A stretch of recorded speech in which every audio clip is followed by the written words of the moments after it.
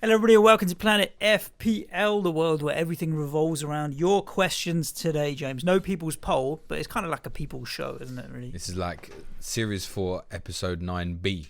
I think that's what we'll call it. Yeah, I think that's fair. We stitch the two together and have the longest podcast on record. We could have just not done the hello It won't bit. be because, you know, Joe Rogan's podcast. Have you ever watched one or seen one? Oh, you always bang on about this guy. He earns a lot more money than me. They're 3 hours. Every episode is 3 hours. Is it? Yeah. Every single one is like 2.5 to 3 hours. Really long conversations with people.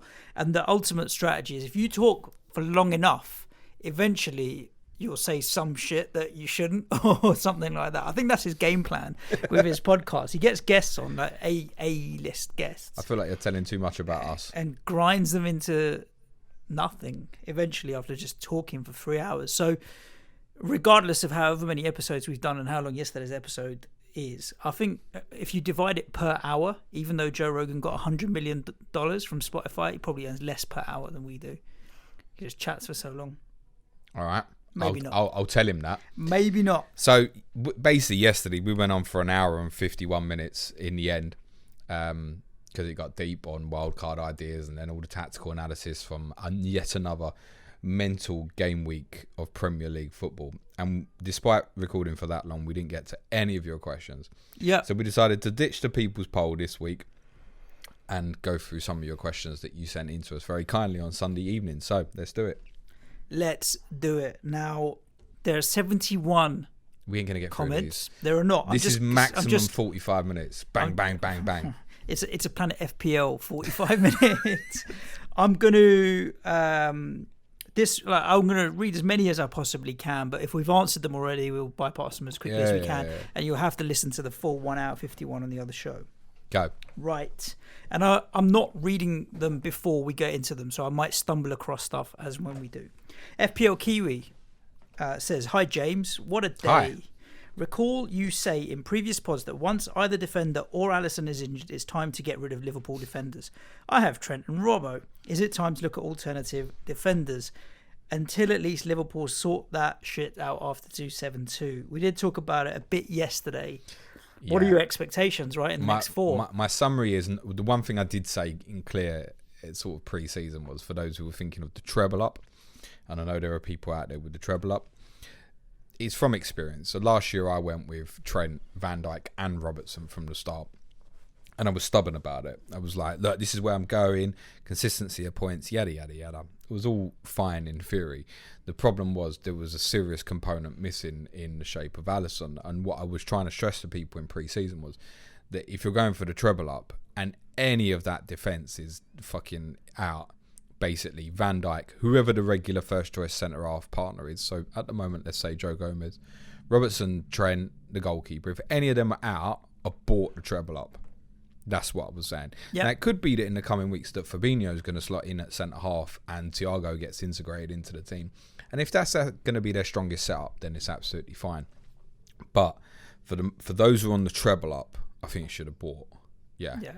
Downgrade to 2 or 1, whatever you can. The double up, with Trent and Robertson particularly, I think is still fine because Attacking returns, isn't it? it's still there. The thing is, right, the fucking awful Sunday. And in the last minute of the game, Trent has a free kick on the edge of the box. If he scores, he finishes on 5 points. Yep. Mental. Having conceded 7 goals. Yep. FPL Telling also asked the same question about the defensive double up, but says Spurs assets discuss Son or Kane, or I'm going to say both. We didn't define yesterday in terms of is there a better choice between the two.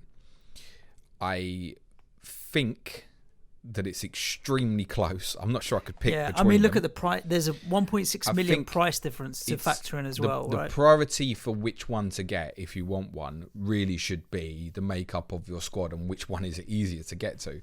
So, look, spoiler, here we go. I've bought Heung-min Son. It's done. And for me, that was a very, very easy move. Why did you move so early? Because it looked like it was going to go up price last night. I know Bruno's going to go. I said on the podcast yesterday that I need to have a deep think about what my mental state would be owning a Spurs player. And I don't hugely expect Son to return against West Ham. Actually, for that particular fixture, I'd favour Harry. To be honest with you, his record in London derbies, record against you, I'd slightly favour Harry. But then in the 3 fixtures afterwards, I think Heung-min Son could go big.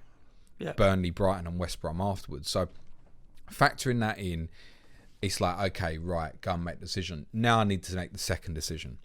And the second decision is Harry Kane going to be worth a -8 to get in? Now, I suspect the answer is going to be no, because I don't see him going big against West Ham. But again, those 3 fixtures afterwards, genuinely, he could get a hat-trick in any of them, right? And the same, we now know Son from the Southampton United games and games in the past, because we know Son historically, he got over 10 goals and 10 assists last season, having missed chunks of the season through injury as well.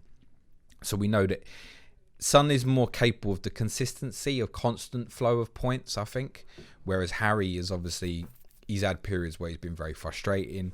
He's obviously more expensive. I'm not sure that Harry Kane, the reason I'd probably favour Son is I'm still not convinced that Harry Kane on any given week is necessarily a better captaincy choice than Son. If you're asking me on any given week, will Kane outscore Son? Most of the time, I'm probably going to say yes. But then you've got the potential for 2 extra points from nothing from Son to start with, right? Yeah. And he's $1.5 million cheaper. So what are you going to do with that other $1.5 million? And that's why I think, having had to buy one, for me it was Son. Now the reason I said it was easy is because I've dropped down from Bruno Fernandes. So at the moment I've got $2 million sitting in the bank. Fernandes was a player who, on what I'd seen now, having assessed 3 Manchester United players, 3 Manchester United games, I've looked back at it and gone, I got 6 points at the weekend, I got points against Brighton, and it's a rare case this season where I've been very lucky with them points. Yep. Okay, I'm going to take the points, I'm going to move that on till I see something that changes my mind with Manchester United. Now there might be some other people who, and I think we did speak about it a little bit, those with Werner probably are working out right now how to get Harry Kane. So it is going to depend on your personal circumstance, I think. I think I'm going to buy Bruno, because it's the typical story of what happens. You've sold the bastard, he's going to fucking go mental. To be honest, whenever you sell a player like that, and it's even for those like Werner, potentially in behind against Southampton, he could go off, right? Yeah. Game week 6, they're away to Manchester United. Tough fixture. Well, what we've just seen. Exactly, right? So, but I think for Werner owners, you're probably going to go, hang on a minute, they just scored 7 goals against West Brom and Crystal Palace, and the guy hasn't even got me a fucking assist. You're going to be at the point where you're probably coming off. They ain't going to get 7 goals in the next 2 games, genuinely. Yeah. In spite of the way those 2 teams defended against Tottenham, Chelsea will not get 7 goals in the next 2 games. And you feel like at the moment he's not going to get the returns. Now, it could be that Pulisic comes back in the team and Werner goes and plays up front and it's the same thing. Then Werner goes off, right? Whenever you sell a player like this, you're always running that risk. Of course you are. Sub-premiums. Let's talk about other players. For me, the biggest thing as well on going Son is yes, now I've got 2 million in the bank, which I can, if I want to, -4 go Phil Foden to Christian Pulisic before everybody else. Yeah. And that's probably the next decision for me. So I think if it's just a straight trade, like if you're on a wild card and you want one of them, I would go for Son, I think. Mopay Wilson says Josh Walter. And now we're at a point where Wilson's dropped to 6.4. Was it Mopay or Wilson? Yeah, and Mopay's gone up to 6.6. So there is a little price difference to anybody that started with a striker at 6.5. It's funny because I think Newcastle will probably end up doing better than Brighton because they'll concede less goals. But Brighton, as an attacking threat, seem a little bit better. Although I don't know, Newcastle have good creative players behind Wilson. Like that Fraser-Wilson combo is deadly. We've seen it in the past. Say Maximin there to provide ammunition. It's not an easy one because I actually like the way Brighton play and I think they'll score quite a lot of goals. They're going to end up conceding quite a lot. I'm going to go with Wilson on this one, especially if there's 0.2 saving.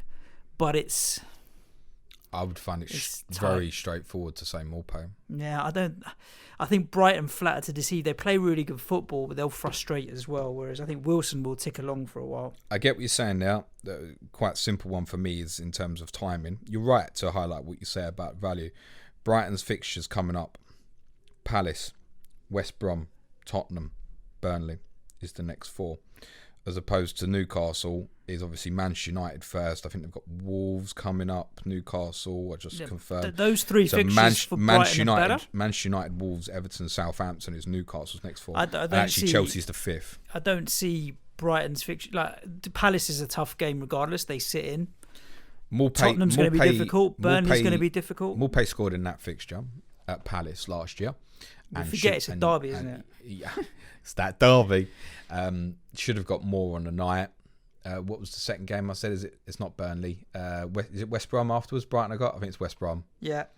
Tottenham, potentially. They'll dominate the ball against us. And then Burnley, they're just better fixtures for Morpay. It's the projection of what it could be. You see Callum Wilson getting more than one at any of them games. Yeah, I mean, he scored 2 and he's scored more goals and more assists so far this season. Morpay's had one easy fixture so far. 2 goals, 1 assist away to Newcastle, correct? Yeah. He's also scored against Manchester United. He's also scored against Everton. So he's returning at more than 1 attacking return per game at the moment. And compare the fact that when St. Maximin scored against Burnley on Saturday, that was Newcastle's 4th shot on target this season. I think I know which horse I'd rather back there. It would be Morpay for me. But it's tight. There are so many reasonably priced players. So Wilson's come back on everybody's radar this week. Yeah. Ollie Watkins, if people had doubts, are now like, whoa, wow. And look at the support cast now with Grealish, Barkley, and potentially Bertrand Traore to go with that as well. And you go, okay, fucking hell, Watkins is 5.9. That's interesting. So there's so many at that price bracket that are really interesting. I wouldn't say to anybody, don't buy Callum Wilson. If you ask me, was I going to buy one now between Wilson or Morpay? That would be a very straightforward decision, in my opinion, for Morpay. Yeah, this is clearly going to be under 45 minutes, isn't it? Are we warming to? Are you warming to Mourinho? That's from Jack. I think it will be, James, because I've had to flick through what's going on. What the fuck's going on? Is this just a video game on easy? Should I go from 2 Liverpool defenders to 0? What the hell is going on? Okay. So basically, we'll get there. Well over these questions are either what the fuck's going on or should I ditch my Liverpool defence? Am I warming to Mourinho? Can I just say one thing quickly on this Liverpool defence thing before we put it to bed? Do you remember that game against Arsenal?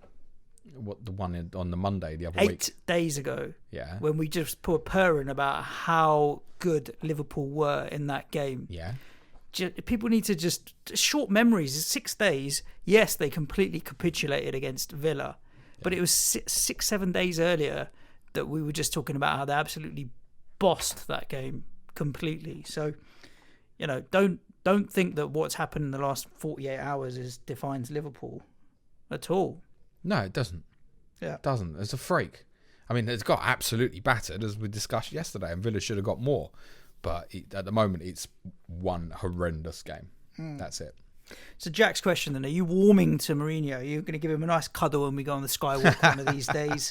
Up and around the stadium, he'll want a cuddle on the Skywalk because he looked shit on himself last time we saw him, didn't he? I don't know how Mourinho does with cuddles. It was one interesting graphic I saw yesterday was after the game at Old Trafford in December, where Mourinho and Solskjaer shake hands after the game, and Solskjaer, in the picture, he looks like he's patting Mourinho on the head. A little bit like, oh, sorry, mate. And Mourinho did it back to him, didn't he, at the weekend? And he looks deadpan into the camera as he does it as well. He's always like messages hidden with everything that he does. It's that kind of stuff with him I don't like. More, obviously, what I don't like is what I've seen on the football pitch. And if anyone wants to say, oh, James, you're hypocritical, you changed your opinion. You're right, I've changed my opinion at this moment. And it's because Tottenham have changed. We started pressing from last Tuesday. That on Sunday, we've just recorded Tottenham for patrons. And we've just discussed it. And what I've said on there is that performance, if you just strip it away, don't know who's managing, that could have been Pochettino in charge of Tottenham on Sunday. That is what's going to make me interested and invest in the manager, right? And we've got all these attacking players now. I'm not sure you can go and be defensive with that. If we're going to be shit, which we've been for over a year now, at least be shit and have a fucking go, right? And try and press the opposition. Don't just... what I can't stand is the almost... To be honest, is how Man United played at the weekend. It's just be passive. It's like you're participating in a game, but you're not a part of it. put something in, show some desire that you want to win the game, get at the opposition. You have to remember, I got used to seeing my team play at 100 mile an hour, squeeze the pitch, go and press, and then go and play outstanding football with it. That's what I got used to seeing in between 15 and 2018. So then suddenly, and this happened under Poch before Mourinho came in, everything became passive. We became like a direct football team who was only interested in playing to Son on the counter-attack.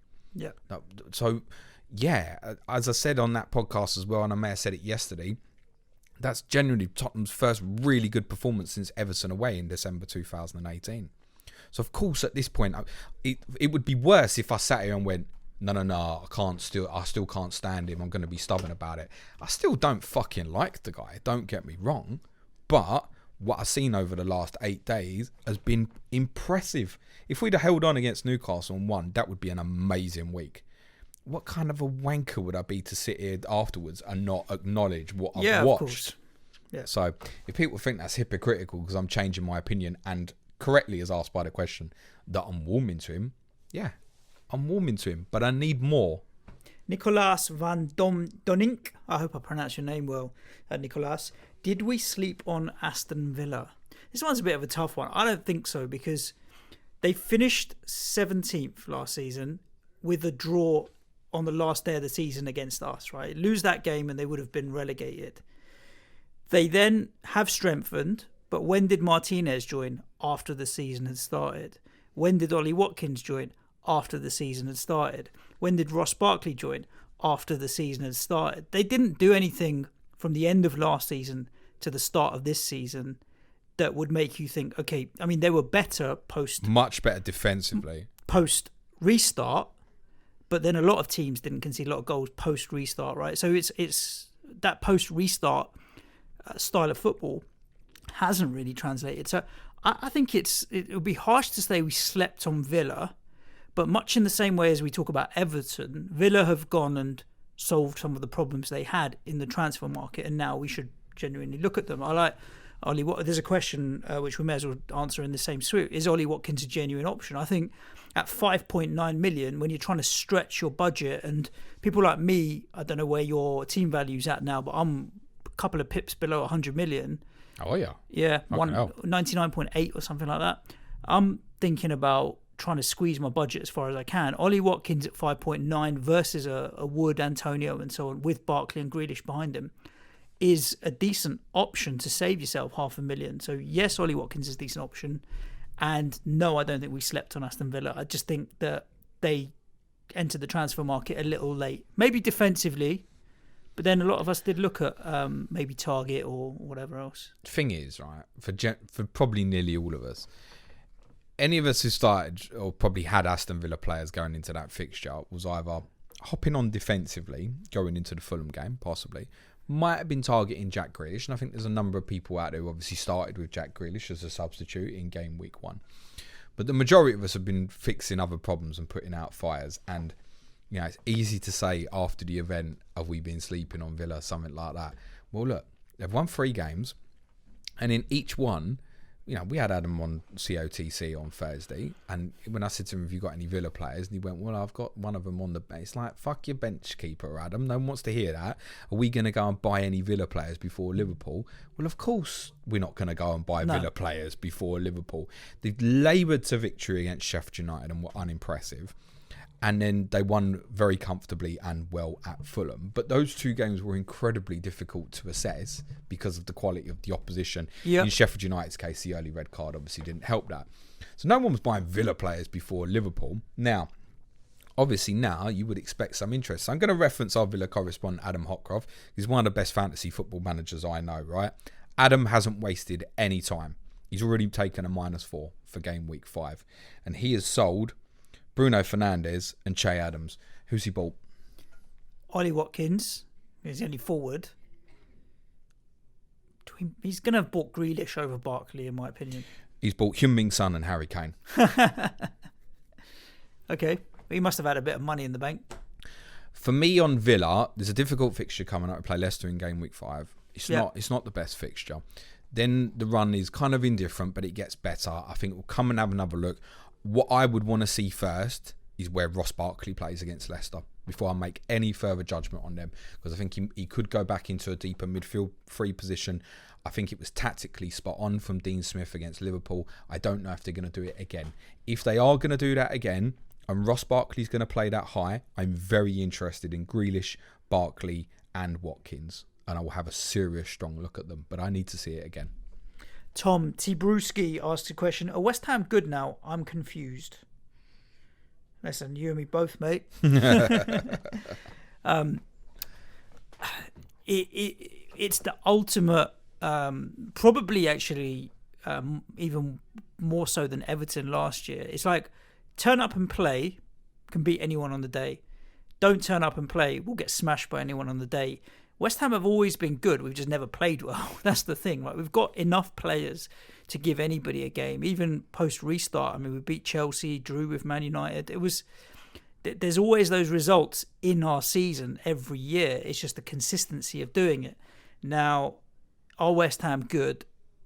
We have got a good defensive setup for teams that like to attack us. What happens on the other side after we have to go and attack teams and win games? We haven't got an answer to that yet, because we did against Newcastle and lost. So I just think that with West Ham, you're still buying players primarily because of their price. It's like Souček, he's good because he's 5 million. Antonio, he's 4.9 today. He is now. Antonio, because 6.5, there's not tons of options. There are other options, but he's at a good, attractive price. That kind of thing. Masuaku now, people might think, 4.5 is a wing back. Not a bad shout.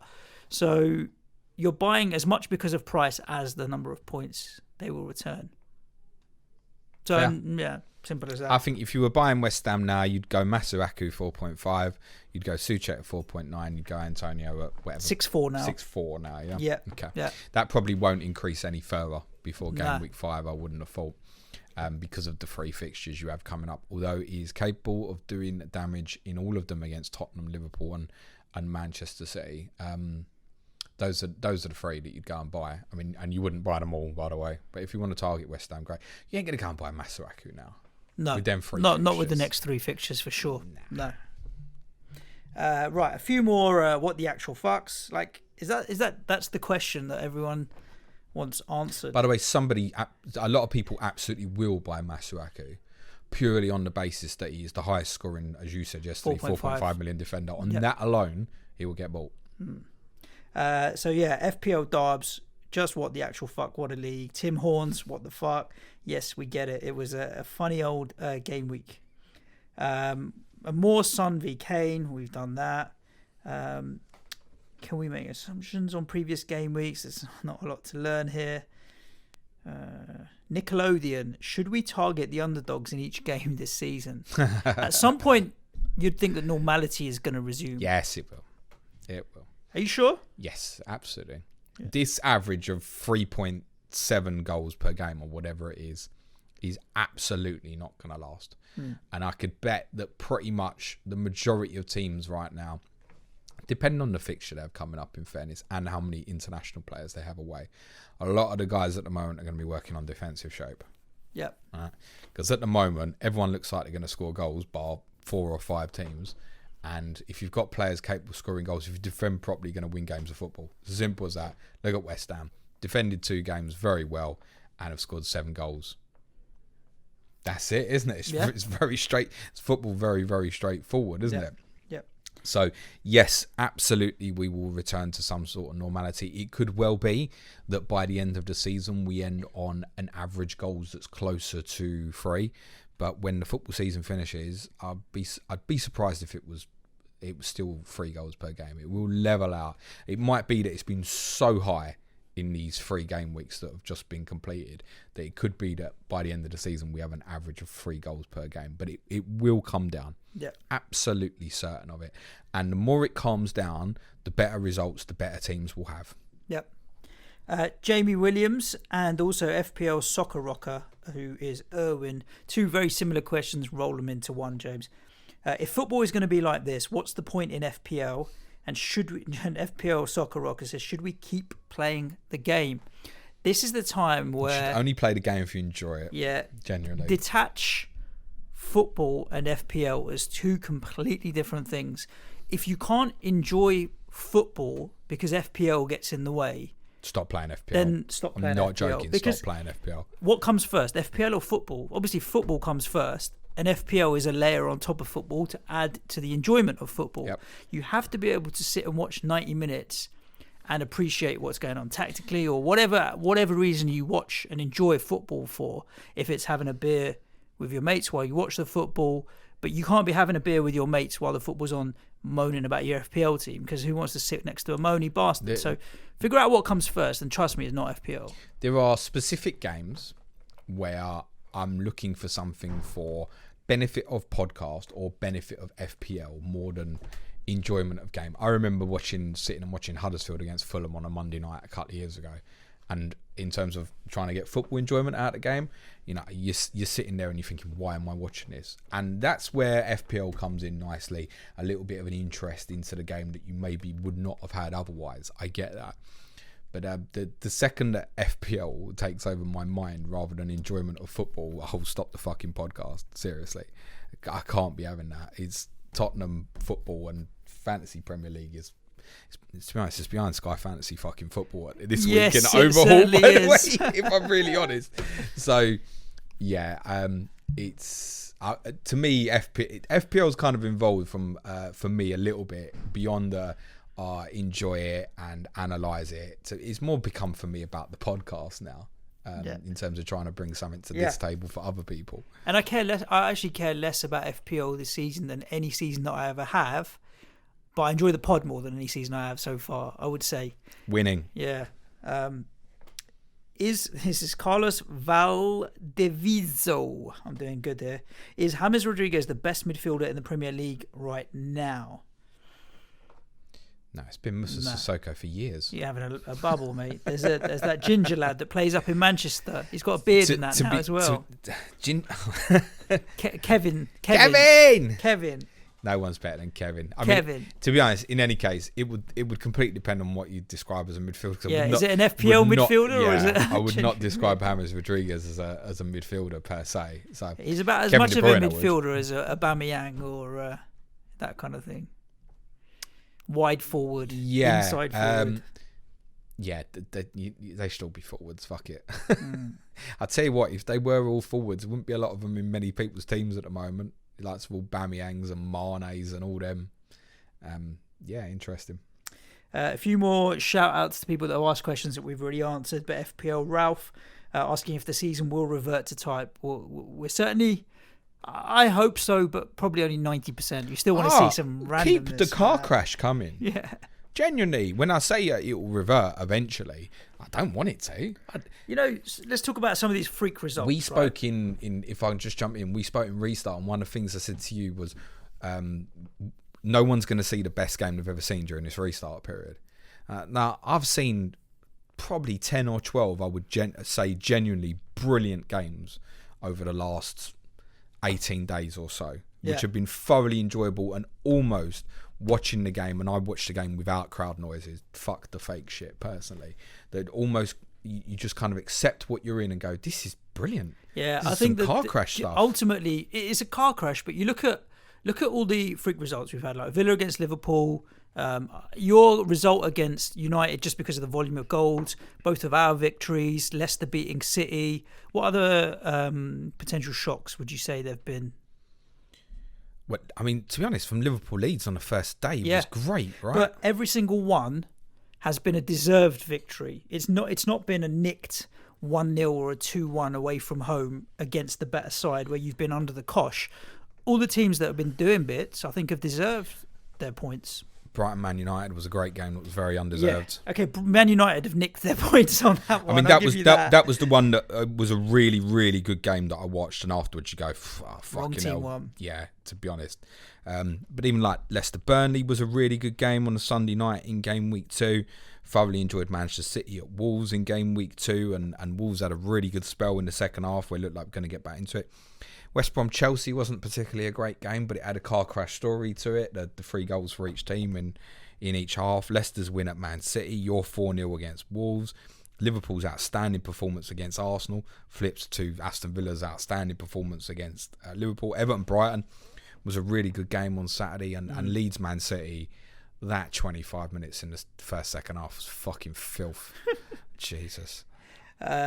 Shout out to FPL Fatboy Slimfast. Nice Twitter handle. Yeah. I do like it. But you deserve a little cuddle here. Has anyone had a worse game week than me? I took a big hit to radically improve my team. There's a point where a wild card is there for a reason, buddy. Timed bringing in triple Liverpool defence to perfection.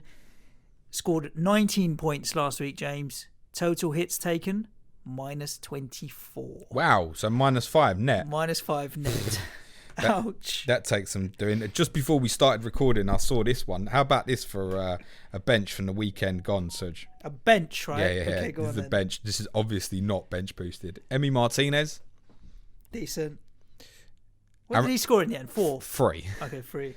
Aaron Cresswell, Yeah. start counting these. That's 15. 2 assists, yeah. 18.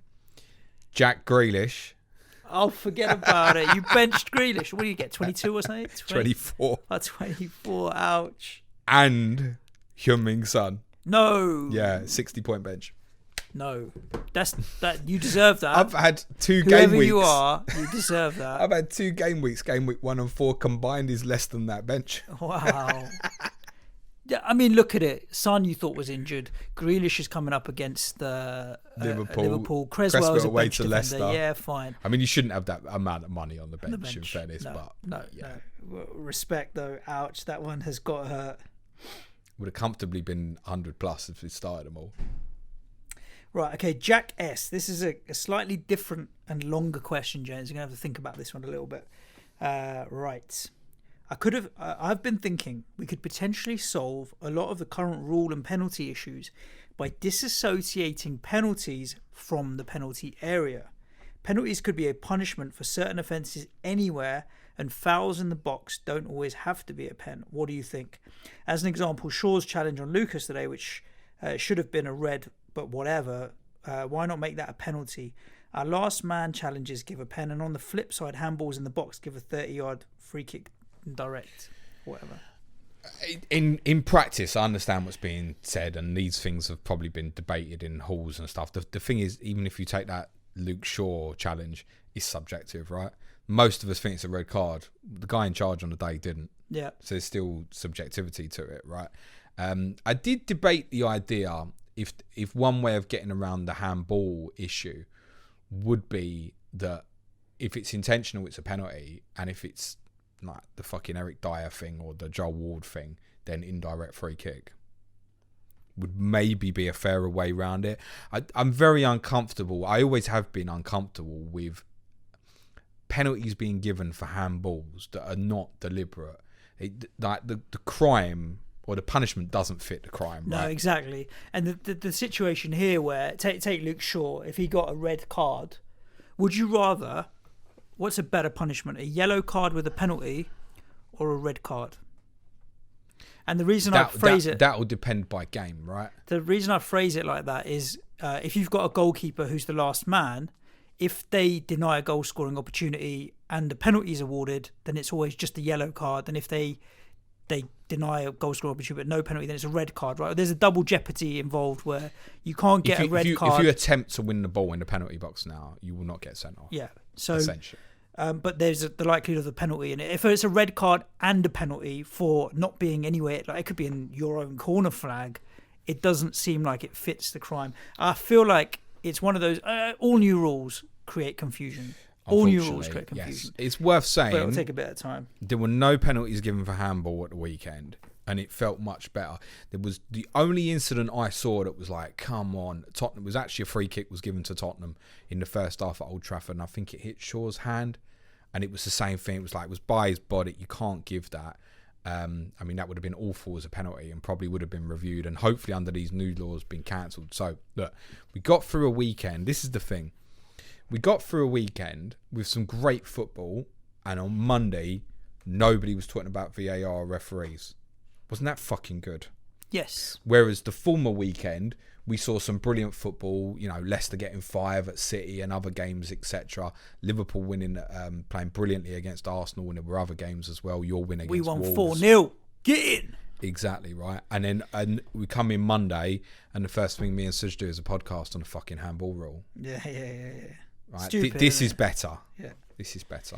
Hopefully it sticks. Yeah. I've flicked through at least 10 odd questions, which are all around Kane or Son. Have we done the camera?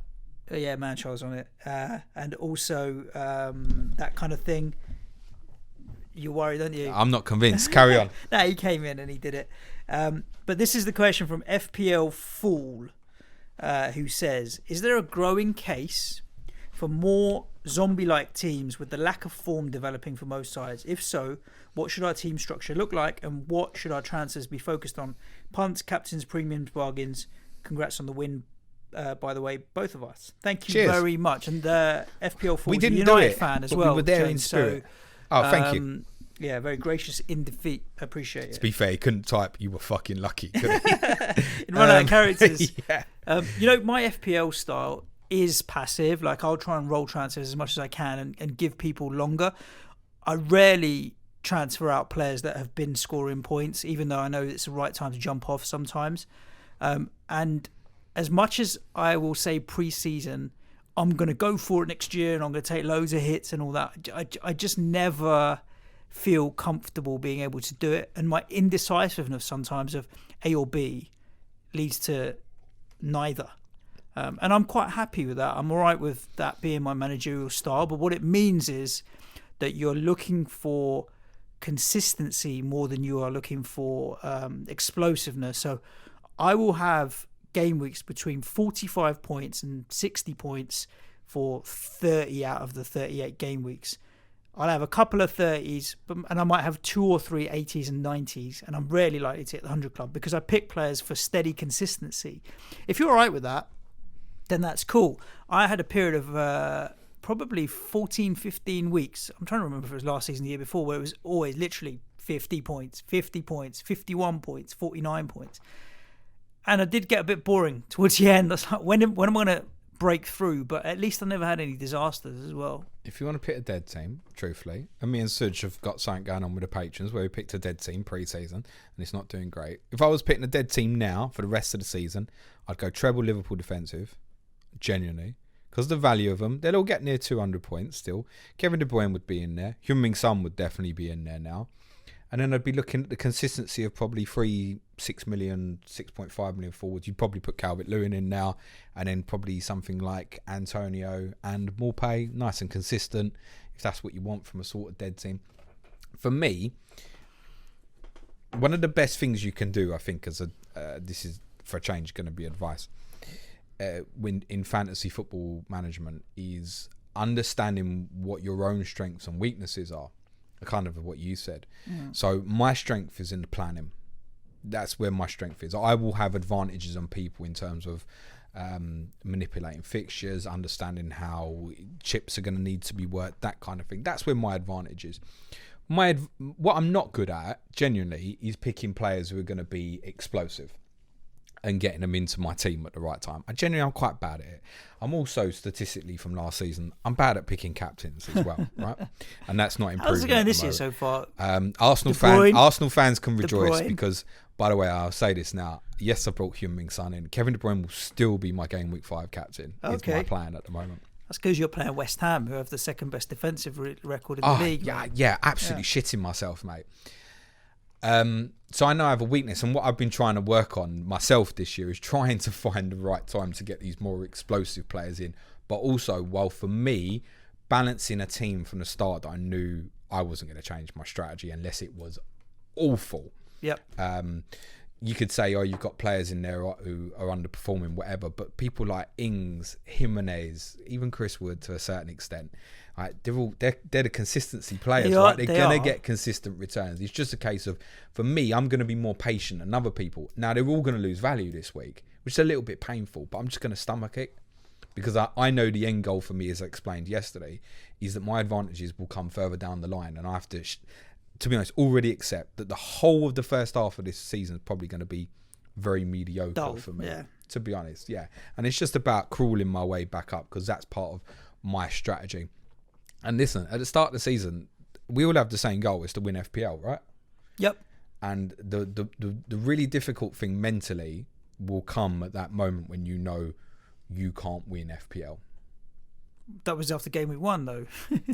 To be honest, no, because everybody during the course of the season is probably going to have like a 35-point game week or something. So, no, not particularly. But that point for me has definitely come now. And I've had a very enjoyable weekend. So, I'm very at peace for that. I mean, my rank at the moment is 5 or something. Fuck knows. Who gives a shit at that level, right? I know that now, already finishing in the top 10k, never mind winning FPL, is going to be extremely difficult. But as you correctly said, what a nice challenge. Yeah, of course. What a nice challenge. And it's interesting that we've talked on the pod before about how many actual managers are there? 2.5 to 3 million, maybe. Of the 7 million teams. I mean, at the moment, there's probably quite a lot, but you've got... Because so if there's 2.5 million, all I'm saying is there's 2.5 million dead or second teams that are also still beating us. But beastly. We know from the restart period, in terms of actual live teams, what there was about a million tops, maybe. Yeah. Now, when we get towards April next year, you'll probably find you've got probably 1.5 million to 2 million active teams, and a lot of them active teams are going to be guys all around the world who are creating 100 new teams every fucking week, by the way. So how many FPL players now? 7 million? 7. Yeah, listen, it'll be 9 million by April, and you'll be, oh my god, 9 million. Listen, that's like, it's 10,000 people creating 200 fucking teams every week, right? It's not actually increasing in players. But yeah, I mean, it'll level out. You'll have a lot of people are doing well now already with dead teams, right? And they'll disappear off the cliff once people start getting injured and stuff like that. Yeah. Johnny Pringle, our Man City correspondent. Johnny. Simple question: can I come on? I think he wanted to come on the pod. I think he might have wanted to vent a little bit. Oh. And then Amber Redmond also said, can Adam Hopcroft come on? So I think Johnny, obviously, he tweeted on Saturday morning that he was at Shack Bar and Grill watching the game that day. Oh, he was, yeah, when we did live in Manchester. And then obviously, I'm sure he's not in the best of moods with what he's seen in the last couple of matches and what's going on. I think there. Johnny would be all right with that for the weekend. I think he'll know. Fucking hell, they're a decent team. But City are still a way off what they need to be. But obviously, we saw at Liverpool that mathematically Johnny will have thought Saturday night, shit, they're a good team, but it's 2 points dropped. Liverpool are going to clinch the league tomorrow. Yeah. What he probably was thinking. Now he's going to look at the weekend and go, oh, fuck me, point gained. And now they've got the difficult Everton game. And from being in a position where they've drawn with Leeds and Liverpool could have been going 11 points clear of them after the Everton already. Game. Yeah. Now it's going to swing the other way where they're looking at it and going, oh, we can close this potentially. Yeah. Frank at English Rabbit, why did Jack Grealish almost outscore my entire team against Liverpool? I mean, there were a lot of scores. Jack Grealish did outscore my entire team. Yeah. I saw another stat. I think it was official FPL that tweeted Mo Salah scored more points than the rest of the Liverpool team put together as well in that fixture as well. That would be a definite. Incredible. Right.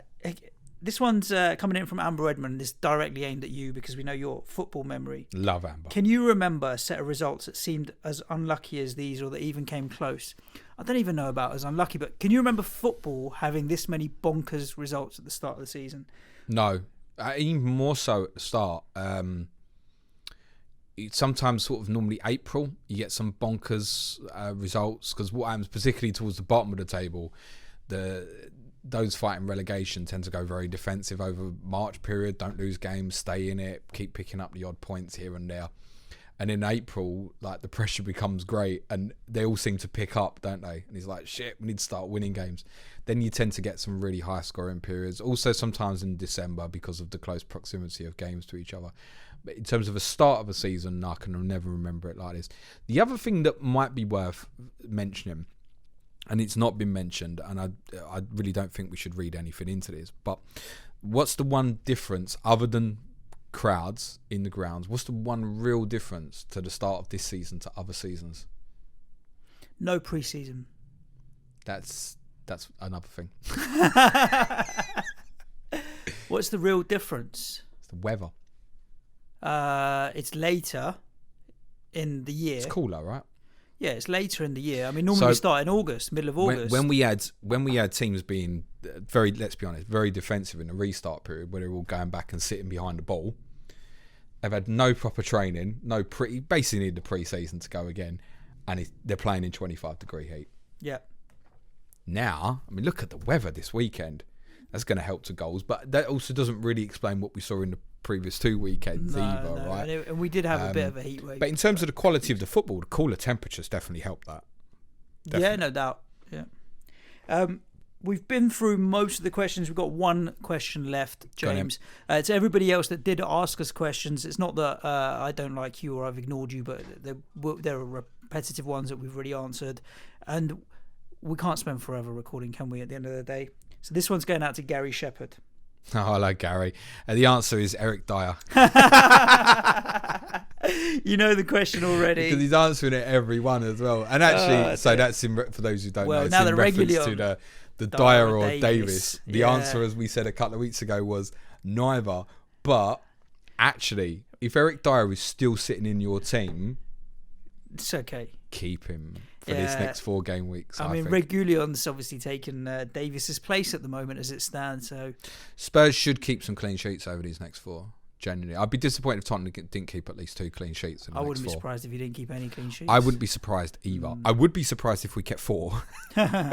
But there should be something for Spurs in these upcoming games. Yeah.